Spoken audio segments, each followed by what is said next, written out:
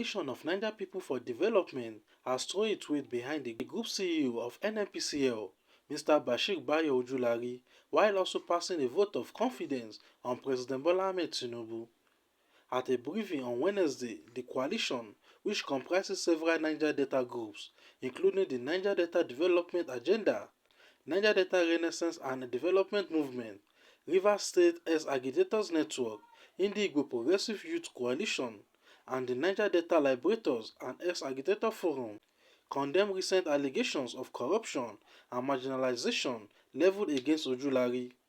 The group described the allegations as baseless, politically motivated, and a smear campaign orchestrated by enemies of development. Mr. Ojulari has barely spent 4 months in office, yet he has produced reforms that boosted crude oil production.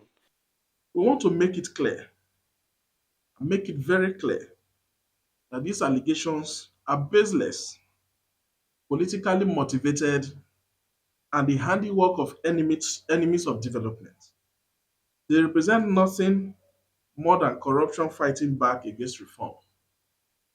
Mr. Ojulari assumed office barely 4 months ago, and within this short period, he has introduced turnaround initiatives that have boosted crude oil production to near peak levels, revitalized infrastructure, and extended empowerment projects to host communities in the Niger Delta region.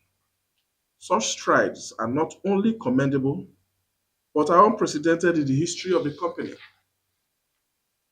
The new NNPC GCO, Ojulari, has through his initiative cut down on the operational excesses of the towers, so much so several stakeholders who were beneficiaries of the old corrupt patterns and regime are fast becoming enemies of the system.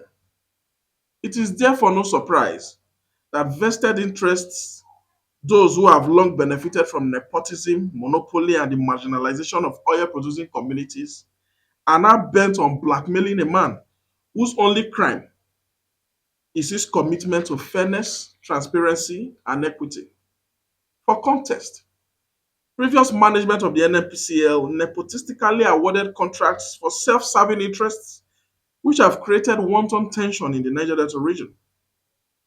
Those moves are almost pushing the region into renewed inter-ethnic clashes among ethnic nationalities and communities in the Niger Delta. This group did not at any point come out to condemn what was blatant modern day slavery and colonialism. Today, Mr. Ojulari's resolve to introduce equity in the sharing of these contracts has unsettled those who thrive on that injustice. Those calling for Mr. Ojulari's sack have inadvertently exposed themselves as agents of sabotage. If truly their goal is to draw the attention of the management to their plight, is the call for the sack of Mr. Ojulari the way to go? If you have any issue you want to present and you know it is dire to your people, you present it. What is calling for sack of someone who just got into office and is making major reforms?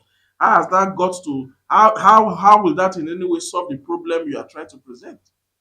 The Niger Delta public must see through this charade and rally behind a leader whose vision aligns properly with our collective aspiration for a just, transparent, and prosperous oil industry.